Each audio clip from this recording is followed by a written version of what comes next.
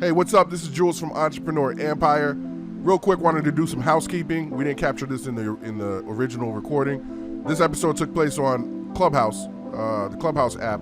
We actually just wrapped it up just about an hour ago. Today's May 10th, 2022. We're having a conversation with Anne-Marie Iorio, a work-at-home mom and real estate investor out of Pennsylvania, and she's killing it. Let's get into it. Sure. All right, so let's start with what part of Pennsylvania are you in, Anne-Marie? Northeast Pennsylvania. Some people may have heard of Bethlehem, Allentown. A lot of people probably heard of Allentown. I'm 20 minutes from Allentown, All right right, next to Bethlehem. that's what, north Pennsylvania, south, east, west? Northeast. Northeast Pennsylvania. Northeast Pennsylvania. So not too far from Jersey. Nope, not too far. Okay. About an hour and a half. Actually, Phillipsburg, we're just like 30 minutes from Phillipsburg. So, yeah, very close. What were you doing prior to doing real estate? What were you doing? Full-time stay-at-home mom, and Happy also, Mother's Day. thank you. I have 4 children from right now from 12 up to almost 20. My oldest one will be 20 in July. And then in addition to being a full stay-at-home mom, I was almost not full-time, part-time volunteering at my church doing the children and youth ministries, which I still do. And I'm trying to get back into it as much as I was then, which is a little bit of a challenge because now that my business is full-time, it's hard to, juggle all those things. But that's what I was doing before I got into real estate. Okay, so the next question is kind of twofold. How did you when did you dip your toe into it, and what was the catalyst to that? What got you started? What turned your attention to real estate? So March of 2020 is when I started to research wholesaling. And I always loved, my husband and I both always loved doing work on our house, not just little work, but renovating. We put an addition on the house we bought here in Northeast PA. It was a tiny 2-bedroom house on about an acre and a quarter. And we put an addition on, and it's a big addition. So we always loved doing that. He grew up helping his uncles and working with his uncles who did roofing and siding. And whenever we would drive by a house and somebody was working on it, we would get so excited. Just, that fire goes inside of you and you just want to do more on your house, and we had gotten to where we were we did the addition, we had to take out a loan, do the addition, and then we ran out of money before we could finish the front part of our house. So that's in the works now. But the reason I started and got into real estate was money was getting very, very tight since we were on one income. And with 4 children, it was just getting very tight. Cost of living was going up, and my husband's salary wasn't going up that much, and his bonuses, they were holding back bonus, amounts, and it was just decreasing. So I wanted to do something where I could still be home with the kids, and I came across Dean Graziosi, and he was talking about the wholesaling. And I researched him, and then it led me to some other people like Cody Sperber, the Clever Investor, and I grabbed one of his courses that was very reasonable at the time, and I started learning about wholesaling. Okay. How much? When you said this is where you started, this is just kind of just reading up on, reading their content, watching videos. What does this look like? When I started, it was. What does your start look like? It was Dean Graziosi's webinar. You can watch this webinar, and of course they're selling the product.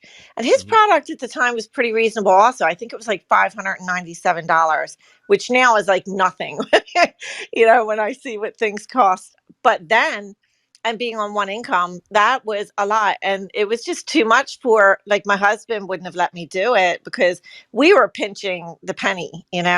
So then I started watching some YouTube videos on other wholesalers, and then and I was kind of comparing and doing some research on who I thought their information was good and who was reasonable that I could jump in and get started with. And that ended up being Cody Sperber. And at the Okay. time, it was $297. I said to myself, if it's under $300, I can do it.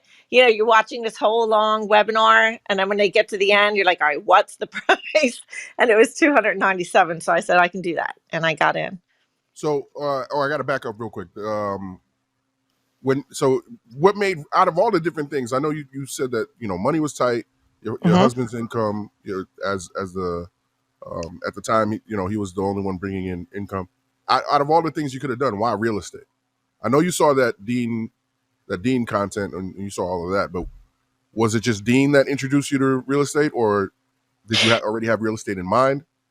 I didn't have real estate in mind, but I think when I saw Dean, and I saw what you could do with the wholesaling and with the properties, it just tapped into that love of working on. I always loved, like, when my husband was doing projects on the house.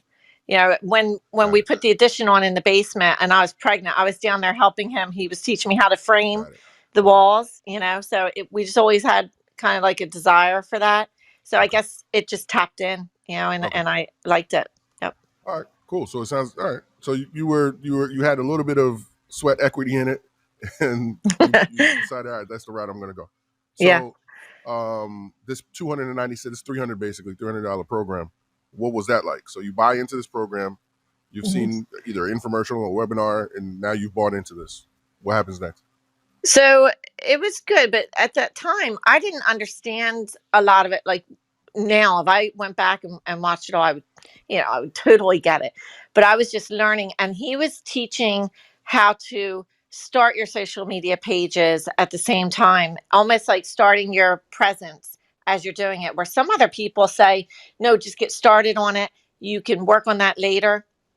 For me, I did like working on it as I was learning about it because it helped me feel more professional. Like I was building some presence out there that people could go to and see that I was a decent person. Um, so it was a lot of courses, watching them. I remember sitting in my bedroom and just, watching and watching and taking notes and implementing the things to build my presence. And I was so excited. I actually, when I was going through the course, when I saw some information about lists that you could buy and the companies that you could get them from, I jumped on it right away. And then I remember talking to my one contact person. I had like 2 phone call opportunities with a contact person within the program I was in. And when I spoke with them that week, and I told him how I already contacted this company to get a list. He's like, whoa, whoa, whoa. You're not supposed to do that just yet. Like they were going to kind of guide you how to do it. But I was just so excited. I jumped on it and I bought the list. And actually, that list is where I got my first property from. But it was a lot of watching and learning as you were watching. And then, of course, you need to then start to implement it once you know what you're, kind of doing. That's the risk with wholesaling is a lot of people jump in and they're even instructed to just start doing it even though they might not know really what they're doing. That's that's a good directive as far as motivation, but you have to know what you're doing somewhat so that you don't get yourself in trouble, so that you can follow through for the customer that you're working with. And you know, that's pretty much the way I feel about that. This list that you bought, I'm gonna. Hmm. I hope you don't mind the pace that I'm gonna take this. I really kind of want to Sure. walk through this whole entire 2 years up into the 365 days that you close these deals. So you purchased this webinar. You're about $300 in. Rookie to real estate investing. Have no experience with it outside of just doing some work on your own home. You purchased lit. You mentioned purchasing a list. What? Tell us more about this list. What type of list are we talking about? It was an inheritance list from US Leads List. Okay. And it's where it's after probate when somebody actually has a property that they inherited. Okay. So somebody has a property they inherited. This might be, again, this is Ask Me Anything. So this is going to be a dumb Hmm. question. Somebody inherits a property. Uh, you know what? Actually, have we even defined what wholesaling is? No, we haven't yet. Let's define it, because then my question is going to be, why would they want to wholesale it? So define Okay. wholesaling. So wholesaling real estate is basically finding discounted, hopefully deeply discounted properties, getting them under contract for a purchase and sale, and then flipping that contract to a cash buyer. And of course, in your contract, you have to have that you are signing it. That And you've done and this or 10 times at least. yes, yes, Okay. yeah. So now this person that has a probate, this person that has a property that's in probate, they acquired the property, somebody through inheritance. Hmm. Why would they want to give it away at a deep discount? What's their incentive? Well, a lot of times they just don't need the property. It could also need a lot of work. So it might be a second property now that they have on their hands and they just don't know what to do with it. So rather than try to figure out what they need to put into the house to get it listable on the market on the MLS, so many people just want to be able to sell it, cash out, get money for the property and be done with it. If they don't need it and it's a second home, especially if they're out of state. If they're not in state, a lot of times it's That just makes a sense. burden to them. Yeah. Yeah, that makes sense. Yeah, so they've inherited this basically a responsibility, and Right. they just Yeah. want to liquidate it. They want to turn it into cash, basically. Right. And a lot of times it could be a messy thing that they inherited. It's not something that they can just, sometimes it is something they can just turn around and sell on the MLS. For them, that's a great situation. But that's not the case a lot of times. Oh, I can imagine there's cases where maybe there's more than one sibling, or Yeah. siblings, I should say, and they Yep. all are part of the probate. Yeah. Okay, Yep. and so you then come in and you navigate through all of that. Yeah, we'll help them out with every aspect of it. Like even on my website, I have a probate attorney. I have the county links because a lot of people don't know. They also don't know that when you open up probate, now that list though was inheritance, so that was kind of after probate. But if you go after a probate list, a lot of people don't know you have to pay to go through probate. So when you can help folks even with that part of it and take care of the cost of opening up probate so that you can move along and get the property sold, that helps them a lot. So you really, wholesaling should be helping people with a property, land or property, and helping them so that they can cash out, or even there are other strategies you can use as an exit strategy.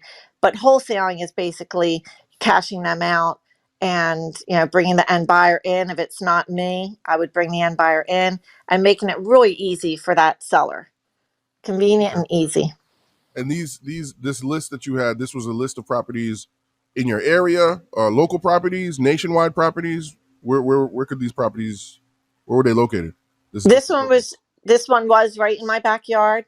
When I ran an ad on Facebook, when I was doing that marketing strategy, I actually got somebody from Colorado contact me, and they had a property in North Dakota, and I was working on that property, so I learned how to do it virtually, and that one ended up not going through all the way because we found out like 2 days before it was supposed to close. We had a buyer and everything, and this guy I think was basically like just skimming being out of jail. Like he was almost where he was going into jail, and he owed a lot of money, and we found that out at the last minute. So we got out of that deal.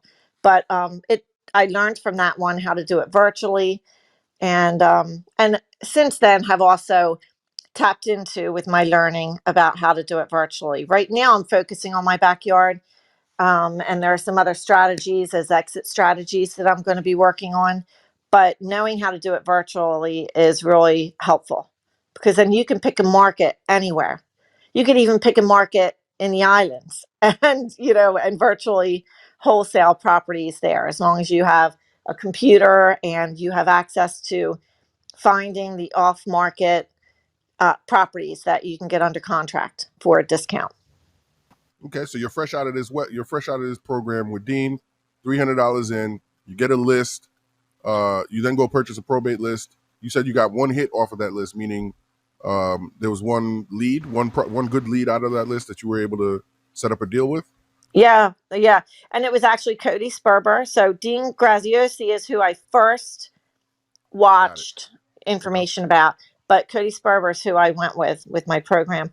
And and then yep, the seller contacted me from mailers, letters that I sent out, handwritten letters, and I called him back because I was actually at an outside concert when he called.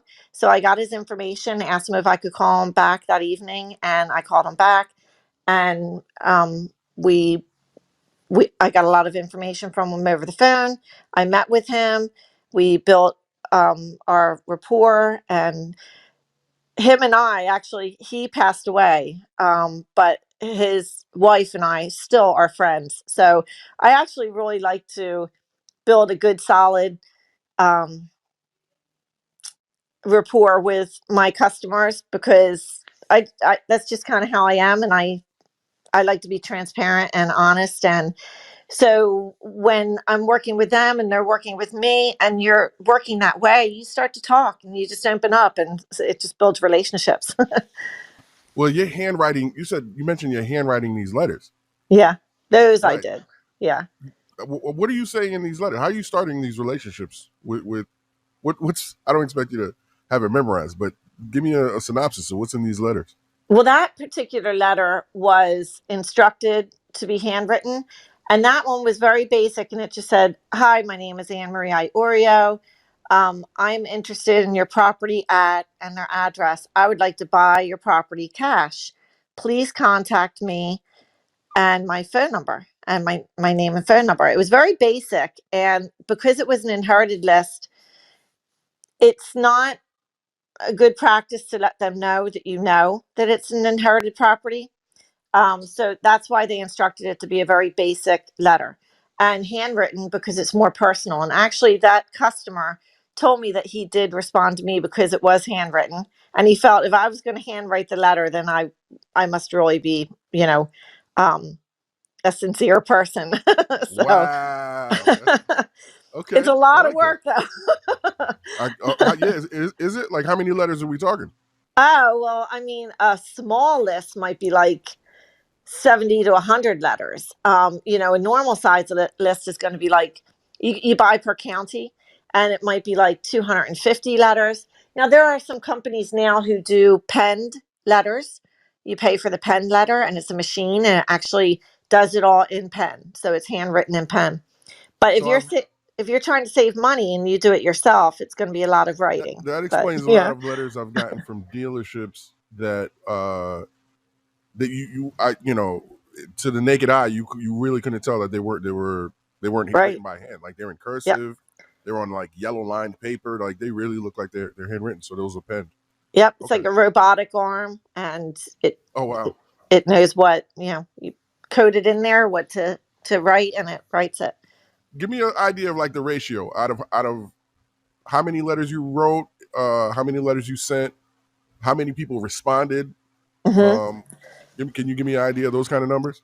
Yeah, so at that time, I think my list was closer to like 300, Wow. because I had picked two counties, Hmm. and I got people tended to respond even if they weren't interested, because of the way the letter was written.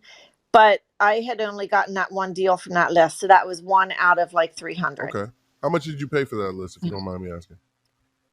It was like a dollar 15 per address. So I think I paid like almost 400, 400, low 400s for that Okay. list. And your average wholesale deal is worth what to you? Now an average wholesale deal is 10,000. Okay. A lower wholesale deal would be 5,000. If I'm really helping somebody out in their situation, I'll consider that, but I'm trying to have my mindset to where 10,000 is my average, you know. Okay.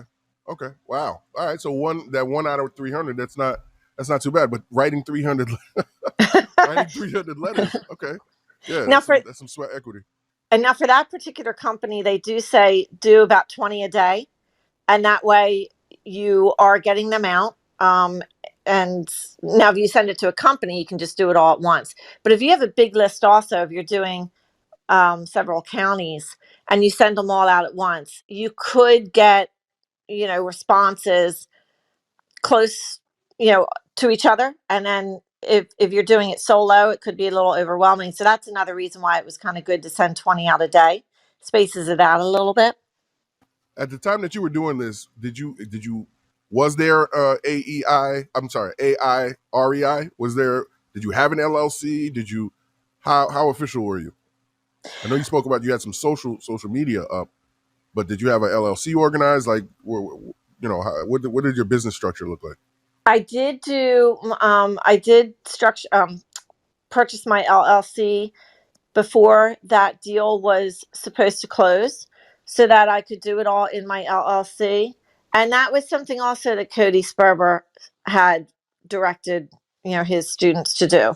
Um, some people say, no, you can wait on it, get a deal or two under your belt and then get your LLC. And that's perfectly fine. There is some risk, little risk there, that if somebody did sue you for some reason and you didn't have an LLC, they're going to go after you personally. But if you're doing things properly, go ahead and just get, one or two under your belt if you don't have the money up front, and then do your LLC. You don't need it to do the business, but you should have it soon after starting your business, soon after starting the work of doing the business. Okay. Do you want to take it in order? You want to move on to deal number 2? Sure. What was deal number 2 like? So deal number 2 was actually my friend who ended up being the buyer. And deal number 1, Jules, that one actually, I'm still getting paid from it, because that's the one that turned out I came in a little bit too high at the time for what my buyer's list was. My offer to my seller was more at like 80%. And with a wholesale deal, when you're figuring out your offer to the seller, you basically need to figure out the ARV, the ARV, the after repair value of that property. So if it's all fixed up and it can be sold on the market, that's your ARV. So you're going to take your ARV, and you can figure out your ARV by getting comparables, 2 to 3 comparables in the area also. And then you're going to take 70% of the ARV and then subtract what you are estimating, trying to get a close enough ballpark of what you think the repair and the rehab would need to be to get it to ARV. And then you need to then also deduct your assignment fee. So deduct 10,000, and then that is your maximum allowable offer to the seller. Now, when you go to sell it to your buyer, you add on your assignment fee, because your buyer is going to pay your assignment fee. So you add on your assignment fee, and then that's what you're going to put it out and market it to your buyers at. And then Go go ahead. ahead. Sorry. We always ask ask the buyer to pay the closing costs also. That's just with wholesaling. Buyers know that also. They pay the closing costs because they're getting a really good deal. So if you're a good wholesaler, you're bringing them a good deal. So that I don't skip that part, the buyers. On your first deal, second deal, where were you finding your buyers? So my first deal, it was mainly going to meetups, the real estate investing meetups, and building my buyers list. And then I heard another wholesaler talk about how he had a form that he printed up, and he would take it when he would go to auctions, and he would get buyers from auctions. He wasn't going to these auctions to get deals. He was going to get buyers. And he would hand these auction buyers out his form, and it was a lead form for cash buyers. And they love that because they're looking for properties. So I edited that, and I made my own form with my logo. And I take that every time I go to a RIA meeting, a real estate investing meeting. And I have pens, and I have that. And people love it because they can then fill it out and they know you're going to have their information now. So that was how I was getting buyers then. That was the main way, and Craigslist. And yeah, back then that wasn't that long ago, but I wasn't tapped into Facebook yet with my business. and using Facebook for my business. A little bit Well, I hold on. was like, You said that you found some of your buyers you were finding more Craigslist. What is that? mhm. What does that mean? So you can post the property as a property, as a contract for sale or an assignment property on Craigslist, and the information about it, like how much it's being sold for, and then the buyers will contact you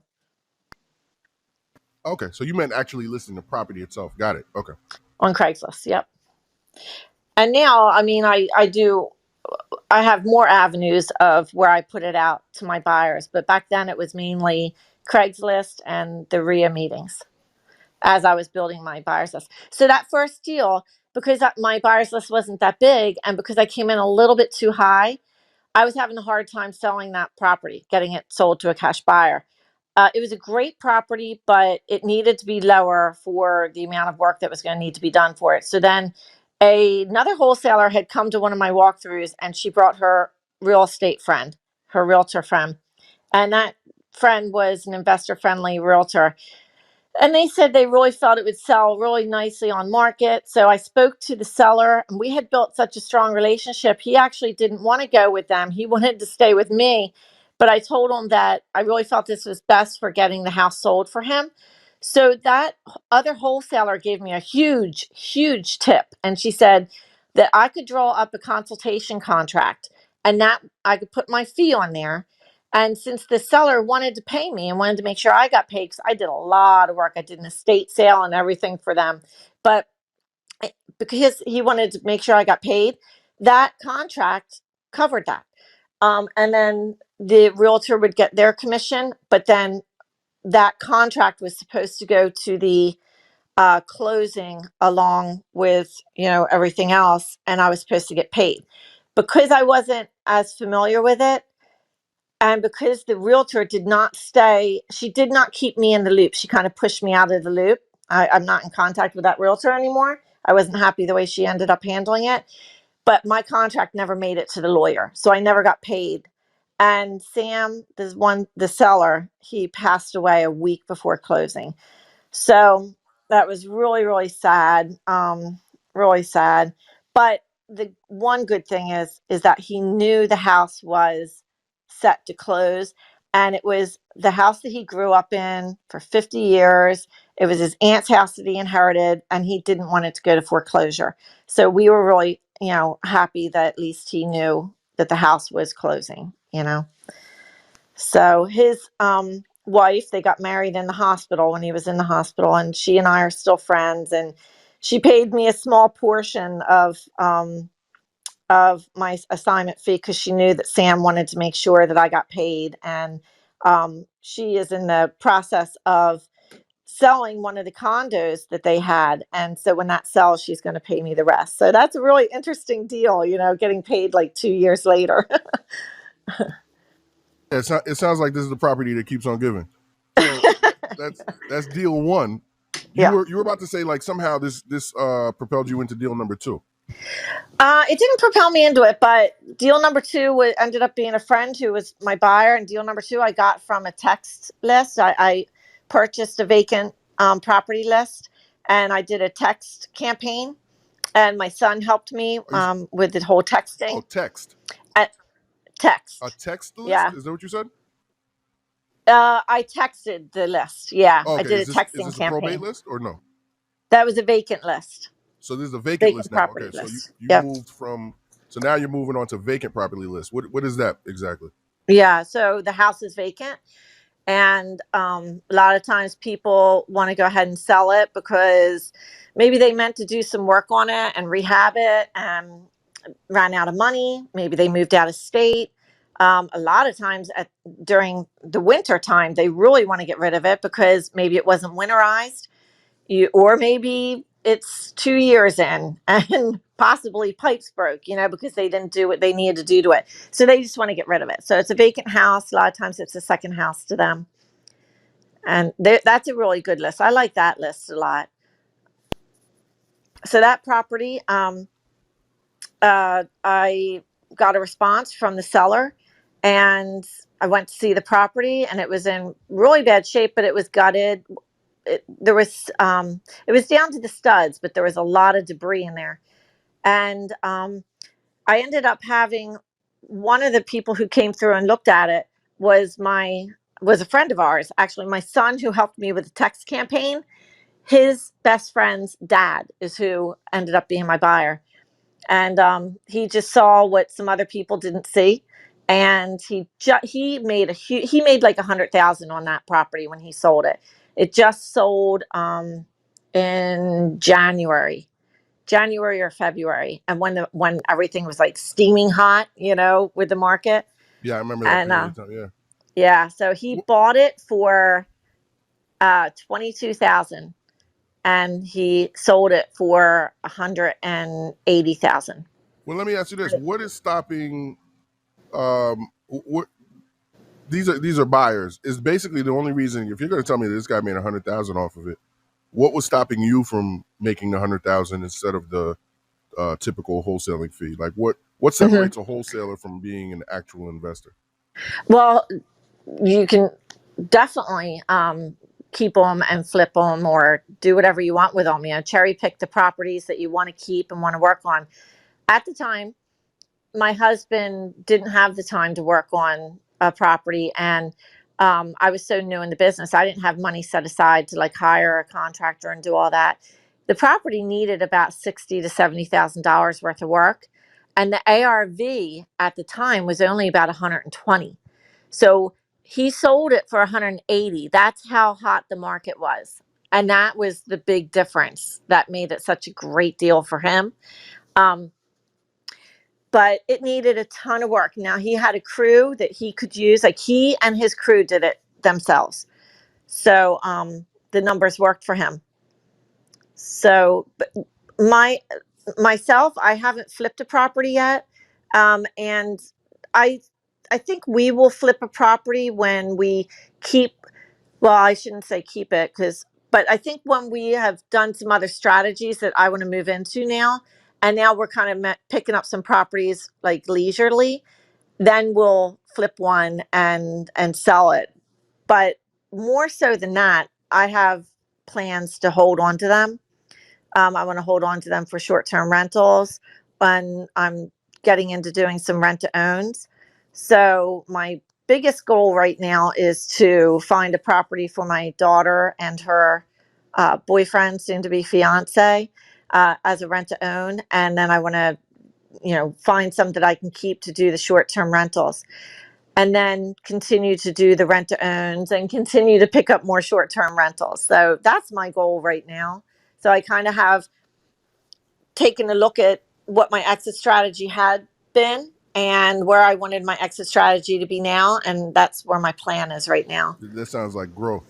On those first two deals, looking back, is there anything you would have done differently now that you're much more experienced? Well, with the first one, I would have made sure the lawyer had my document for the consultation fee. Definitely, I would have done that, because the downside is that the money now is coming out of the condo that Sam's wife is selling, where it should have come out of Sam's estate. That was the property. She wants to follow through on it, and she wants to make sure I get paid. So the condo was his, and she inherited it from him. So it's kind of within the family of all that, of the properties. But so that contract, knowing now, if I were to direct anybody to use that consultation contract when you're working with a realtor, I just had to do this with another property I closed in August, and it was a reverse mortgage. It was very similar to that very first one. The very first one ended up being a Medicare recovery property. That's also why I couldn't get the numbers down lower. Was $148,000 was owed to Medicare recovery, and so that had to be paid back. And then Sam got whatever was the difference, from that and what the house sold for. So this more recent property that I sold, that was a reverse mortgage property, um, it wasn't in a good rental area, and it was outdated. It was a great property, but it was outdated. So the amount of work that was needed for a flipper just didn't make sense with their numbers. It knocked the numbers out of whack, and it wasn't a good rental area. So then I figured, all right, my exit strategy needs to be working with a realtor. So I contacted a realtor friend of mine. He saw the property. He thought, yep, definitely want to help you out and work together here. So I did the same thing. I drew up that consultation contract. I was basically like her representative. And with him, it worked. It went very perfect and smoothly. I stayed in the transaction the whole time. That's what she wanted me to do. And he, because we were closer, he knew that's how it needed to be. That very first realtor knocked me out and would not even let me be in the transaction at all. And because of that, and because I didn't know any better, I didn't know to communicate that with the seller to where he could say to her, no, she needs to stay in this transaction the whole time. I give her authority to do that. Um, but with the more recent one, the reverse mortgage one, it all went very smoothly and just the way it should have. And I got paid my assignment fee. I was her representative the whole time. She authorized me to speak to the reverse mortgage company, and it helped her a lot because she couldn't hear, she could barely see. So she had somebody she could trust who was her representative and working with her. And then the realtor reduced his commission fee a little bit to work with me, so that we could get it done. And he's a realtor I would work with over and over again. We have a really good relationship. Is how different is what's the name of this consultation? What is it again? The document? It's a consultation contract. Consultation contract. Does that uh, total line as that maybe you're leaning towards being? I'm thinking about legalities here, right? So realtors, I Hmm. know that they're very, they're very sensitive to realtors and lawyers are very Yeah. sensitive to people doing any kind of transactions in that genre without, you know, licensing and Hmm. whatnot. How did you, how does that relate to that? Well, with my realtor that I worked with on this most recent one, the reverse mortgage one, he did need to make sure that that the closing company would honor that contract. That was a key also. If the closing company wouldn't honor it, it would have been no good. So I think that previous realtor that I worked with, and because I didn't know any better, I didn't direct her to make sure that it would that the closing company would uphold it and this and that. So a lot fell through the cracks there. So that's one of the huge things I would take away from that transaction that I learned. Okay, so it sounds like all right. We're going back from the beginning. You started with your first deal doing probate list. Your second deal came from a vacant list. Yep. Tell us about your third and your fourth deals. Um, my third deal was a referral. It was actually the clean out guy who worked on the property, the very first property I worked on. And it just so happens we actually live right around the corner from each other. But he brought his crew in. We got along really good. And um, he contacted me, and he had a property about an hour from me. And it was a second property for him.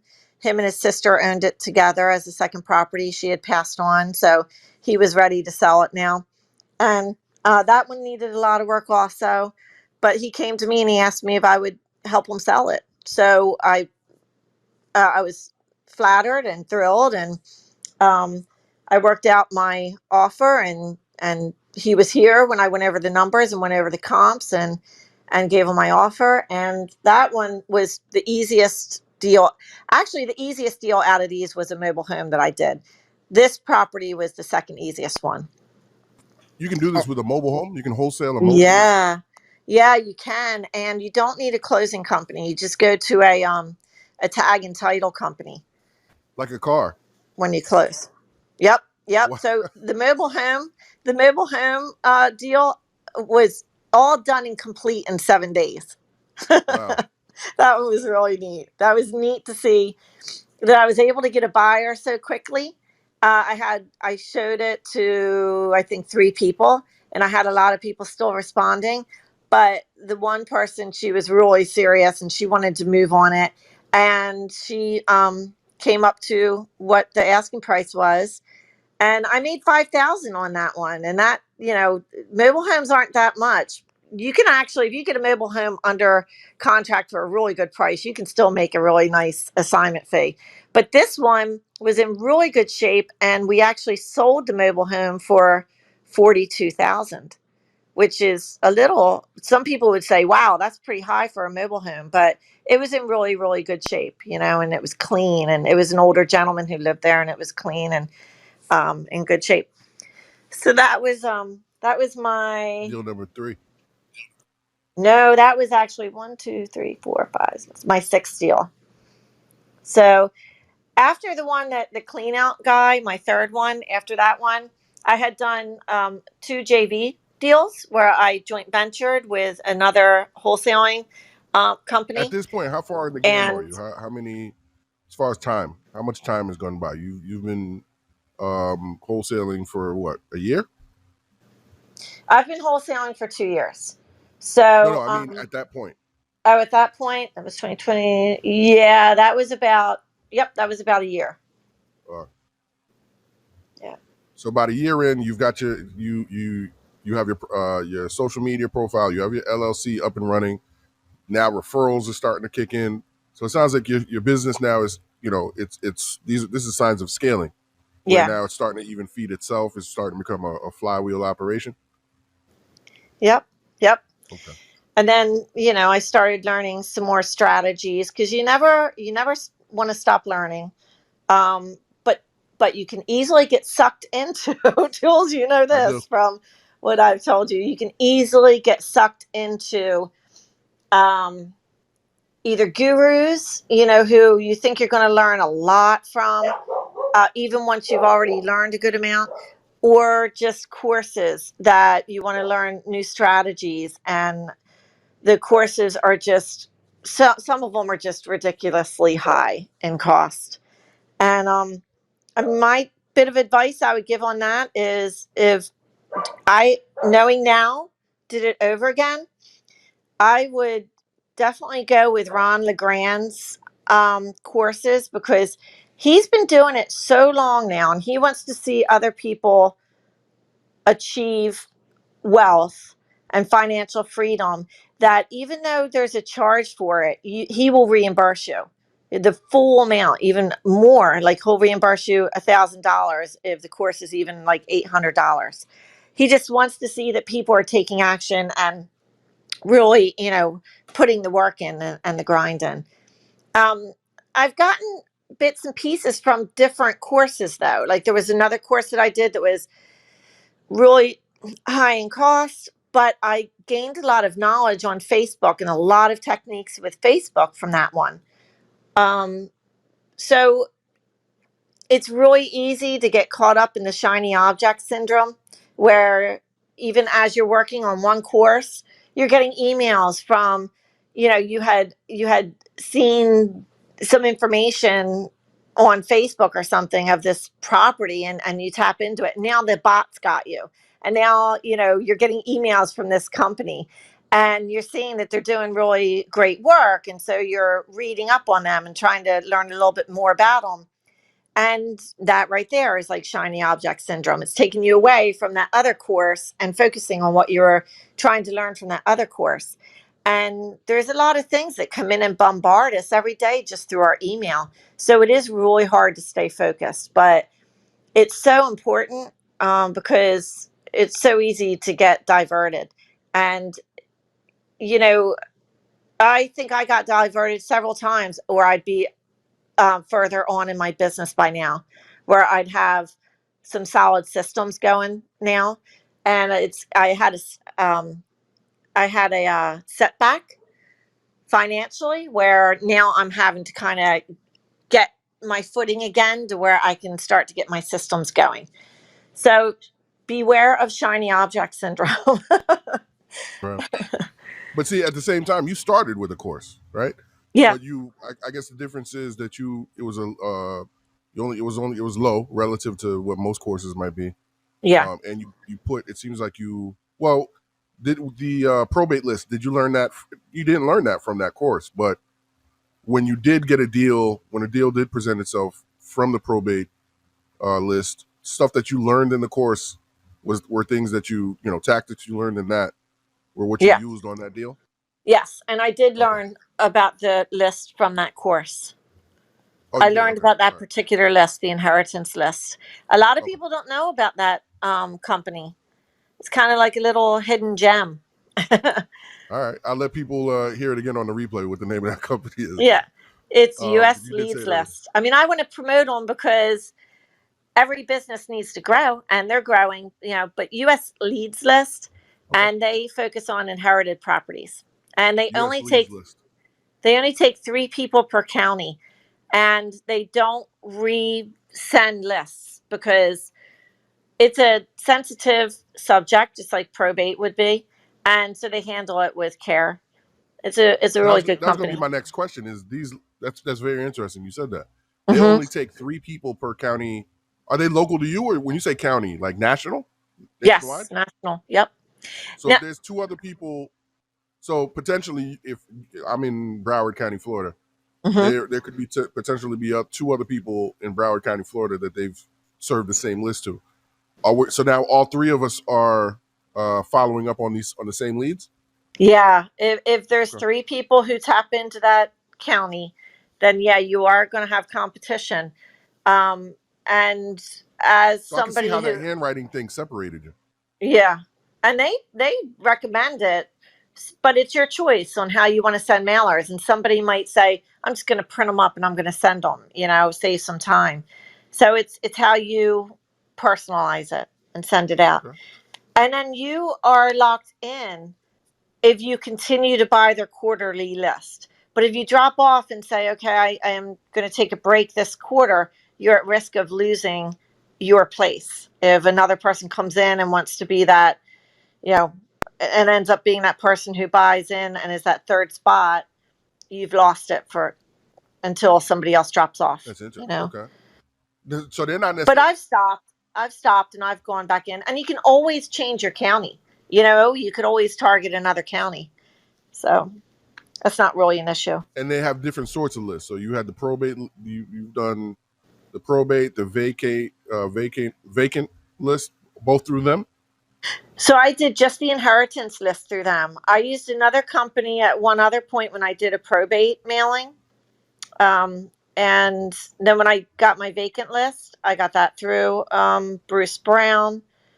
So there's different places you can get your lists. I mean, you can even tap into people like on Fiverr who will acquire the lists for a charge and then send them on over to you, because a lot of the lists you can do the hard work, and you can actually go to the county and you can ask them for a list of like the probates, things like that. Some places will be friendly and will help you, some will give you a hard time. But there are a lot of people who tap in that way, and actually if you tap in that way, you're getting to those properties actually first, This is because public once. information. Right. It's public information. But once these other companies now get the list, there's a little bit of time, that's gone by. And then once you get it from the company, it could be, weeks after that person actually opened up probate.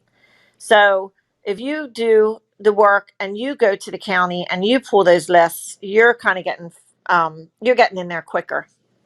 You're getting the list quicker. That as far as this all is lead generation is essentially from a Right. marketing perspective. This is what Right. we call lead generation. Are those the main Yes. 2 styles of lead generations you've used so far? Is lists? Those 2 lists in particular? No, you've done word of mouth, obviously, referrals, that sort of thing. And I had tried Google because I really like um, lead intake, like where the leads are responding to an ad or to a mail or something like that.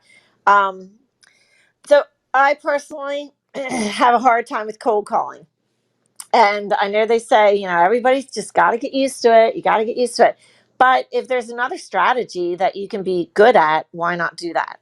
So I had tried Google at one point, but that adds up and is costly, and that adds up quickly. So then, Google Ads, you mean? yes, Google Okay. Ads. Facebook is another ad strategy that doesn't add up quite as quickly. And there's another strategy with Facebook that I use that I'm not going to give away because it's a it's a neat technique, and I paid a lot of money to learn it.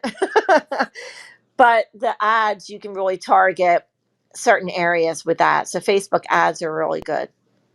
Okay. So between Facebook and Google, those are both basically what we call in marketing PPC, pay per click. Yep, pay per click. So pay per click, public. I guess we could call them public lists. It's basically public information. What else? All right. So if somebody wanted to start out with wholesaling and they didn't have any money, the best way to start out is to do driving for dollars. Um, Drive for dollars, take a picture of the house and the address, and then you can even get the Driving for Dollars app, which isn't that much. It's like $59 a month, and that app will help with all this.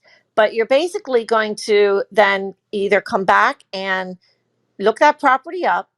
You can do a search on True People Search, and or you could skip trace it. You're going to have to find a skip tracing company or an app that does the skip tracing, and that will then give you the address and the phone number, and then you can either mail something to them or you can jump on the phone and call them. Calling is going to be quicker. And it's funny because I would think nowadays with so many foreclosures that a lot of people wouldn't be answering their phones, but they are. There's a lot of people doing cold calling and they're getting really good results. But But that's driving not. for dollars, I was going to say driving, cold calling. That's not a strategy that you in particular. You don't like that. That's not something you've done. No. I don't like it. I've done it, Okay. but I don't like it. I haven't So done a whole campaign, but I've done it. okay. So it seems like someone could be successful without it. It's Oh, not yeah. 100% necessary. It Yeah, seems like there's a lot of different ways to be successful with this. definitely. I mean, you're going to have to get on the phone and you're going to have to talk to them. But cold calling is where you are just calling cold A lot prospects. of rejection. You're Yeah, a lot of rejection because it's not a warm lead. Like if you know that somebody responded from your Facebook ad, that's A a warm a lead. warm Yeah. lead. Now you have to talk to them to see whether they're really motivated or not. And then they're a hot lead. And then you need to get them under contract. As long as it looks like it's a good deal, that it could be a good deal. But cold calling is basically picking up the phone and just calling. Now you're going to find lists like tax delinquent is a really good list. What's the other code violation? That's a good list also. That's where you can find those types of properties locally with driving for dollars. That's why if you don't have a lot of money, go driving in your car. Document, if you have an LLC, make sure you document your mileage, your odometer, because you can write that off. If you don't have an LLC, don't worry about that. But you're looking for houses that have some sort of distress or a lot of overgrowth or something like that, that you're going to then contact them or send a mailing to them. And if they reach back out to you, um, then and they're interested in a cash offer, that's when you need to talk more, get some information, start to run your numbers, and come up with your maximum allowable offer that you're going to offer them.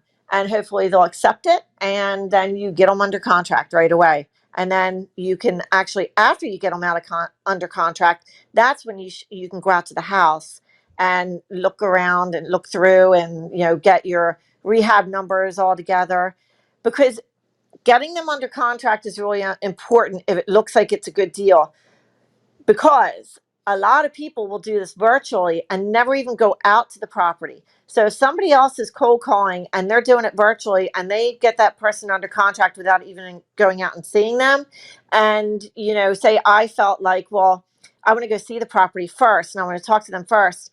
Somebody else could have scooped it up because they actually went ahead and got them under contract before I even went out to go see the property, like in a day. So you can always, after you've got them under contract and then you go see the house, if there's something that really stands out that looks like a money killer, then you just say, you know what, we didn't talk about this.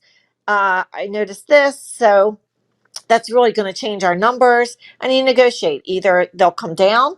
If they don't, then you can back out of the deal, because you're at a point where you can do that. Anne Marie, listen, my God, I'm sitting here like you've been dropping gems. You've major keys, major keys that you've dropped in the last hour or so. This is basically we're wrapping up with the last 4 or 5 minutes here. I Yeah. want to make sure that I'm not hogging this mic, that I'm leaving an opportunity for anybody in the room if they have questions. This isn't Ask Me Anything. So if anybody wants to raise their hand and they got questions, feel free to do so. Jalil, I see you walked in. What's up, Jalil? Jalil, in terms of real estate investing or just property in general, Jalil's well qualified. This is a gentleman that at age of 19 bought his first property. So, yeah, we got Hey, some good what's news. going on, Joe? Yeah, thank you. Hey, what's going on, guys? I came in a little late. I didn't want to interrupt. Ann was just flowing, and Right. and what's crazy is all of that knowledge. It might seem like it's common knowledge, but that's a lot of time and a lot of headaches and a lot of lessons learned. So I guess I learned something about the probates and the vacant list. And you said USA listings. U.S. leads list. Oh, US leads list. Yeah. So I'm actually interested in those. Mhm. Myself. So I'm gonna take a look at that. So I appreciate that. And yeah. I mean, it was very nice to hear all that information right there. Oh, good. Well, I have a lot more for another day. Or anybody can reach out to me on Clubhouse, and if they have any questions, I'd be more than happy to talk. Where else can they find you, Emery?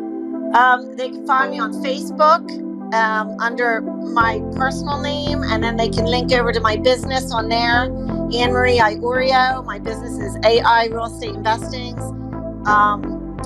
That would probably be the best place to find me, Facebook. Okay. What about you, Jalil? Where can they find you? Yeah. So you guys can find me on Instagram at Wealth Fiend. It's in my bio. So if you guys want to just click my bio, it's there. Okay. So again, this is the Entrepreneur Empire, little group that we started here on Clubhouse. So on a weekly basis, we're covering the same topics that we've covered here: small business, real estate, entrepreneurship, sprinkle in a little bit of mindset, all that good stuff. Come back again. We're gonna be. What are we doing, guys? Every Tuesday, 8 to 9? Every Tuesday, 8 to 9. Yep. Okay. So please join the crew. Entrepreneur Empire. Entrepreneur Empire for sure. As we wrap this up, as we're about to close out, Anne Marie, any last things like what's next for AI REI? What's next? Next is I want to get into more rent to own, finding properties that I can keep and do as rent to own and short term rentals. And a little bit of advice to anybody who's getting into wholesaling, which you should, because there's such a low barrier of entry.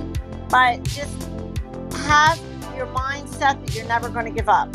It's going to be hard at times. It'll get easier, but just never give up, because anybody can do this. I mean, there's such limited barrier of entry. Anybody can do it. But to do it well, you need to do it with integrity. And look out for your customers and look out for your buyers. To do it well, you got to do it with integrity. Nothing says AI REI more than that. That's so great. Thank you. I love it. Jalil, anything else? Nope, that was it for me. Anne Marie was the subject matter expert this time around. So it was nice. No, go ahead, Jalil. Oh no, it was just nice to hear her go over that stuff. For sure. Oh, good. Thank you. Duck in water. We'll carry on with part 2, 3, maybe 4 in the next coming weeks? Sure. Definitely. All right, let's do it. So that's it. Entrepreneur Empire. We see you guys again next week. All right. See you guys. See you guys.